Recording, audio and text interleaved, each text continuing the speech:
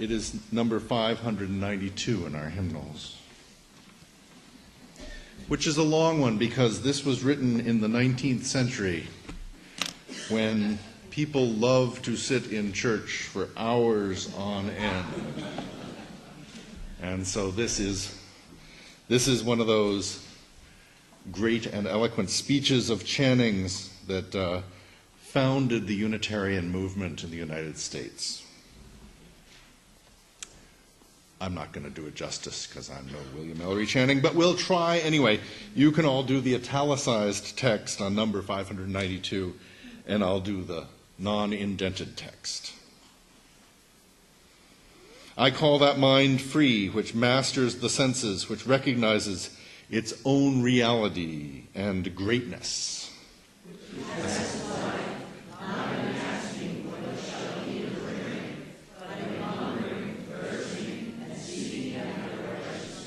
I call that mind free, which jealously guards its intellectual rights and powers, which does not content itself with a passive or hereditary faith.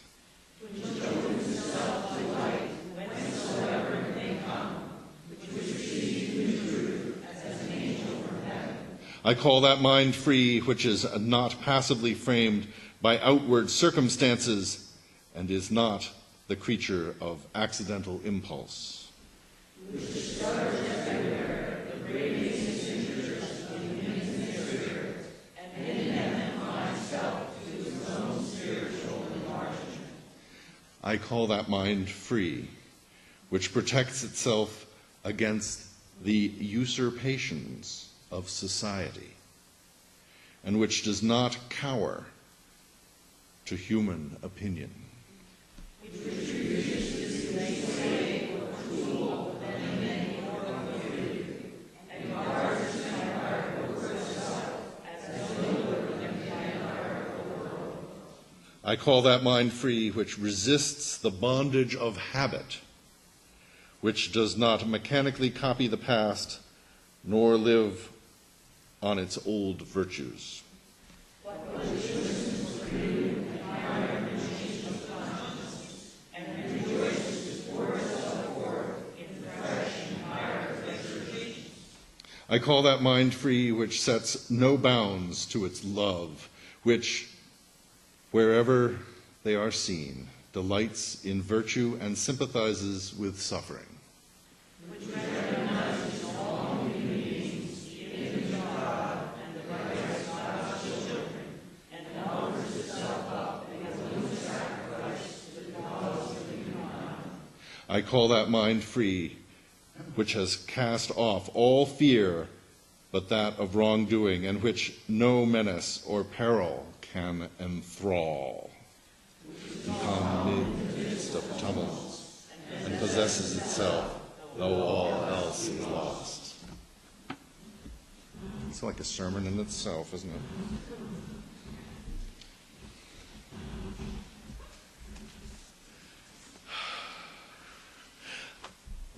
A few years ago, the magazine Weird New Jersey began reporting on a phenomenon happening in northern New Jersey. Perhaps it happens down here too, but it was reported on that it happened up in Wayne and in Totowa. The cult of the waivers, it was called. These were men, and I guess women too, who would sit out on lawn chairs along a busy road and wave at cars as they went by. They were known by folks in town. Oh, that's Waving Willie, or that's Waving Joe. And I'm fairly sure there were others too.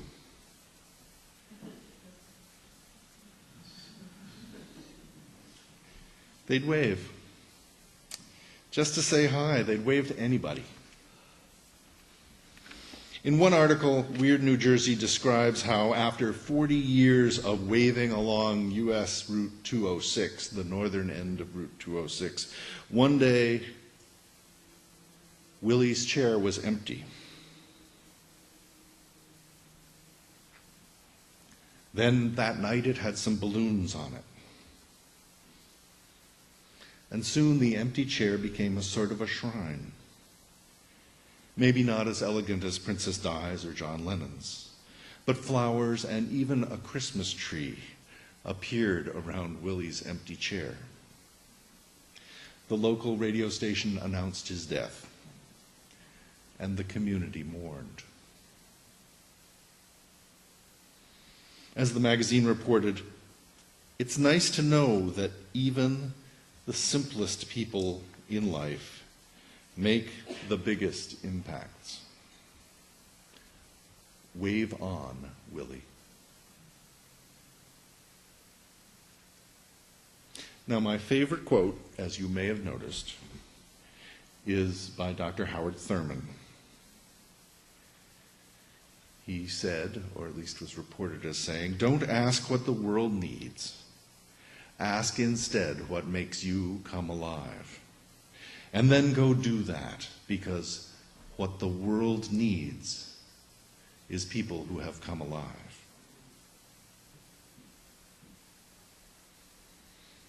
So my sermon today starts right here in the Garden State. But it's soon going to take us to another time and another place. Eastern Europe, during the rise of the Third Reich. And I want to talk to you specifically about 2.5 men, to give you some context for our Flower Communion. The first character is the Reverend Norbert Chopek, who was living in Newark, New Jersey at the beginning of World War I. He was serving a Slovak Baptist church there and was advocating as well for Czechoslovakian independence from Austria after the war. By chance, because he would go into the New York Public Library to read newspapers in Czech, he met and married Maya, who became his second wife.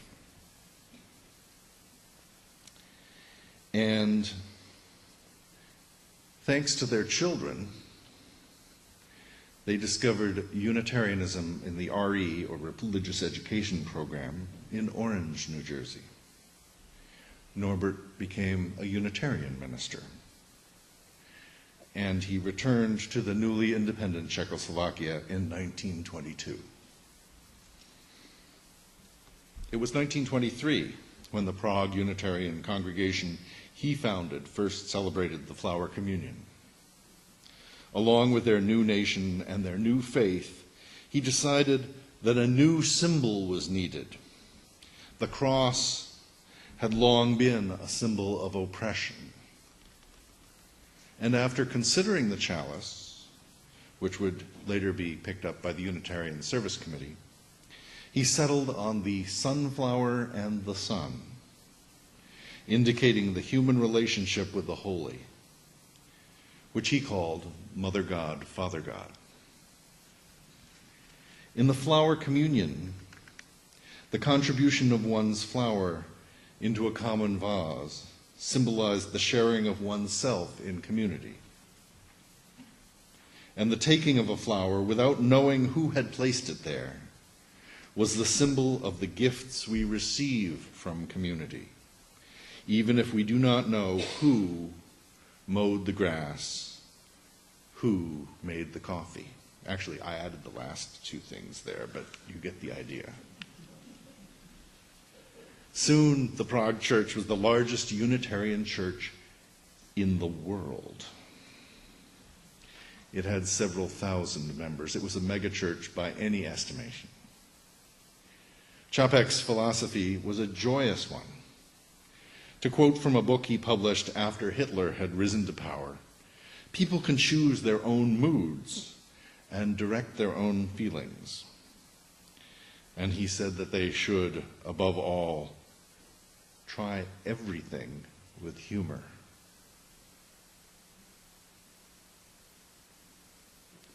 It's hard to understand his world, or how he stayed positive as Czechoslovakia went from being a promising new nation to being occupied by Nazi Germany.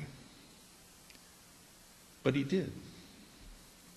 Even after the Germans occupied Prague, he continued to lead the congregation and to preach, even with German Gestapo agents in the audience. His messages were clear, but not political. For example, one week he asked every person in Czechoslovakia to go out and plant a fruit tree,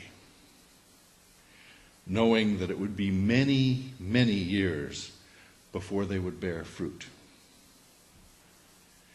In this way, he said, they would convert the nation into an earthly paradise. Now, it sounds apolitical, but of course it was a sermon of resistance. The German army had cut down all trees because they were potential hiding places for snipers and the like as they advanced through Czechoslovakia. And the phrase, an earthly paradise, was taken from the now banned Czech national anthem. Further, the idea of planting trees was a vision of hope, something that the occupied nation sorely needed. As the German occupation became more and more severe, his wife made it safely to America. But Norbert Čapek continued to keep the community together in Prague and at various station churches around the country. I don't know if they held the FlowerCommunion under occupation. I assume that they did. And I kind of wonder what those Gestapo agents thought. Whether they came up and took a flower too, just because everybody else was doing it. But Čapek got into trouble. He preached a sermon based on our reading by William Ellery Channing on the free mind, and he and his daughter were found to be listening to foreign radio broadcasts. In fact, his daughter even distributed transcripts, which at the time was a capital crime. They were arrested, and he spent almost a year working on his defense. He also spent that time composing 10 new hymns for the church. And some of those hymns are in our hymnal. And he spent time counseling other prisoners. When their second trial came up, the first one was sort of a show trial, his daughter was convicted and sent off to forced labor. He was acquitted of treason, but there was a lesser charge of listening to the British radio broadcasts, and that meant he had to spend 1 more month in jail. During that month, he was sent to a concentration camp and executed. We have his wife, Maya, to thank for keeping the ritual alive here in the United States. In reading about his life, I wondered, how could he do it? Where does joy come from in an oppressive world? How can humor be part of a life like that? Or an inspiration, even? I think we can gain some insight into that situation by thinking about a second man. Well, really just a fictional character here. So he only counts as half a man. The character was developed in a movie called Casablanca by Austrian Jewish director Michael Curtiz. Curtiz had been in Vienna, Austria for the rise of Nazism, and he and others who worked on the 1942 film knew oppression firsthand. The movie Casablanca deals with a saloon called Rick's Café Américain, or Américain, I can't do French very well. But anyway, it's full of refugees waiting to take the plane out of Casablanca to Lisbon, Portugal. Not only that, but the cafe is filled with criminals, French resistance fighters, gamblers, and Nazis. How many of you have seen the film, by the way? Okay. So I'm not going to give away the ending, just in case there's any of you who have not seen it. Maybe someday you'll understand that. But the character of Victor Laszlo is revealed several minutes into the film. The German ambassador, a man named Major Strasser of the Third Reich, describes Victor Laszlo as follows.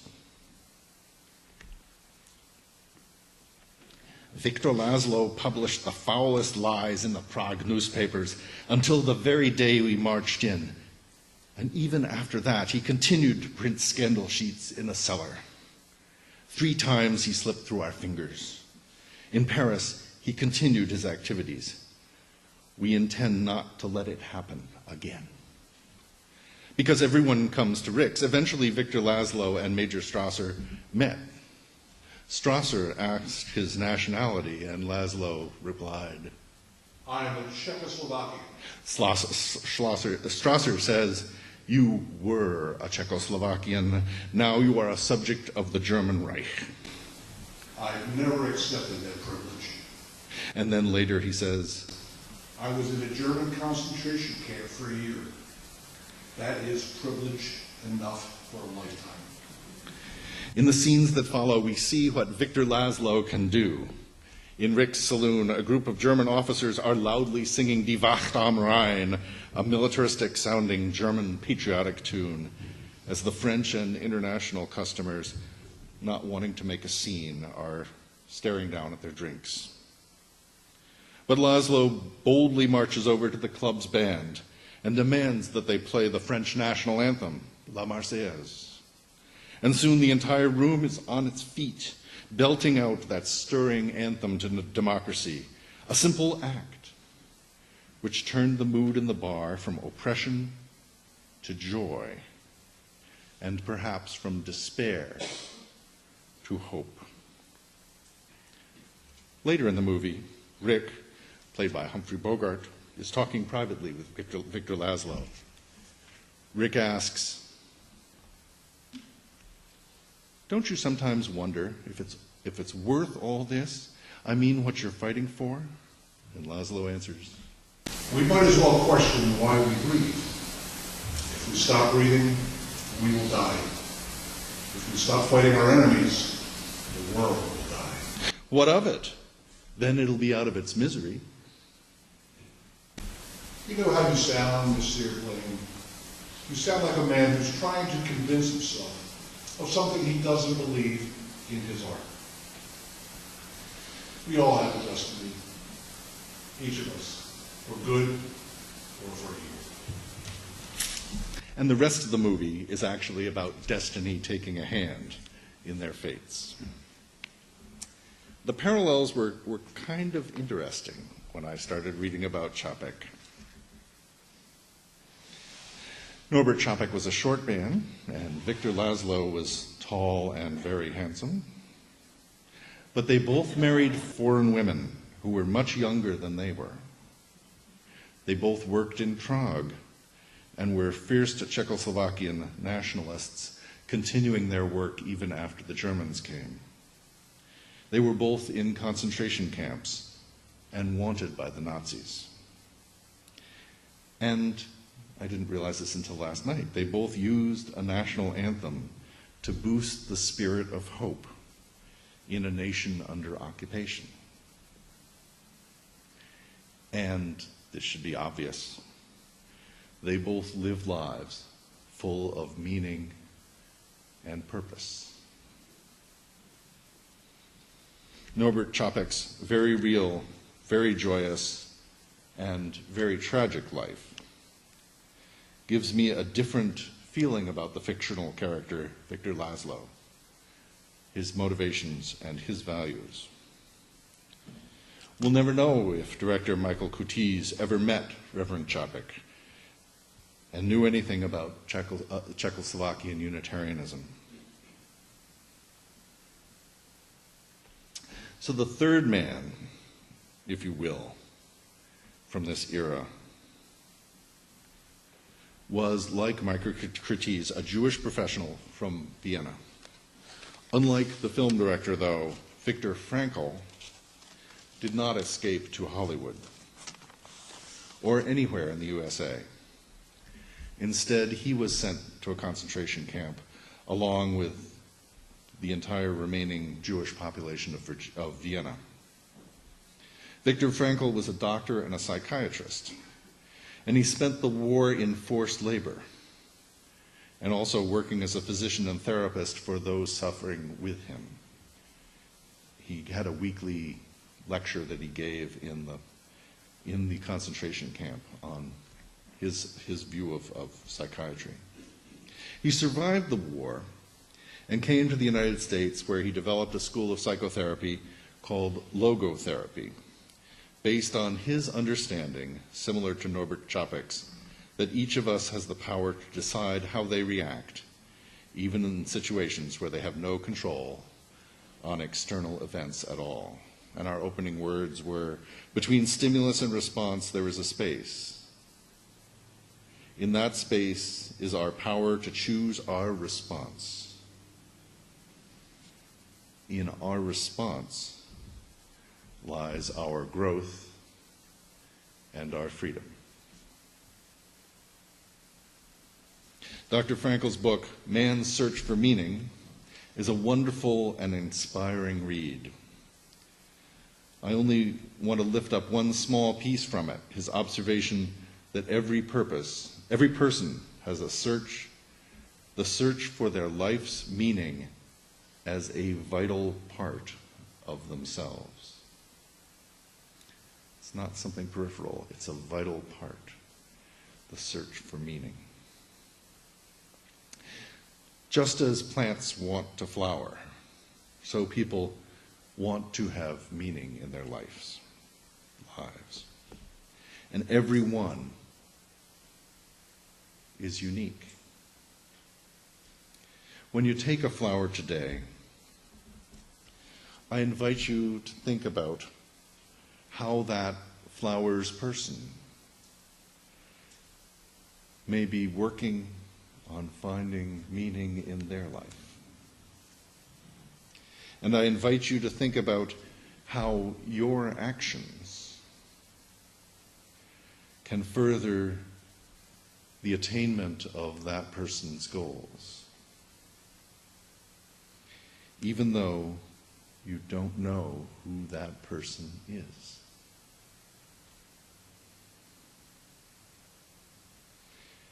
You know, this congregation is a very meaning-filled place.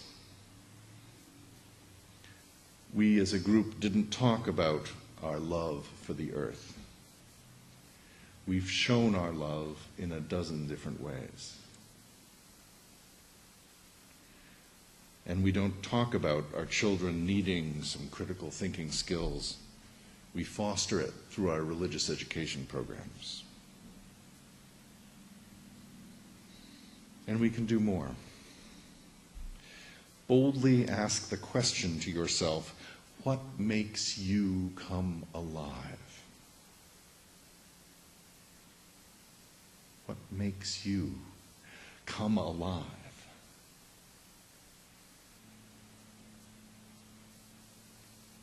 And boldly ask the same of others in the congregation. And be prepared for some deep and respectful listening.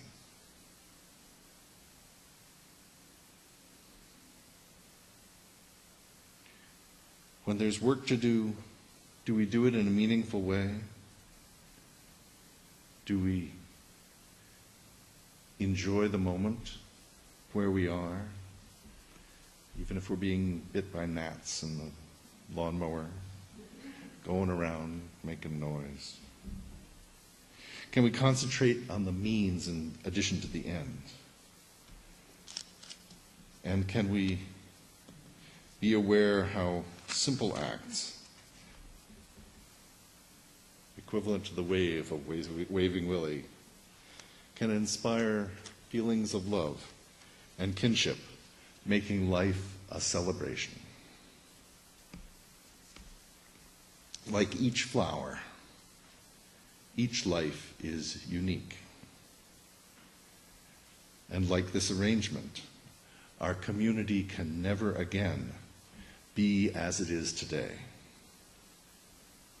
Let's pledge today to mentor and companion each other in the work of our lives, in the journeys that each of us must take alone.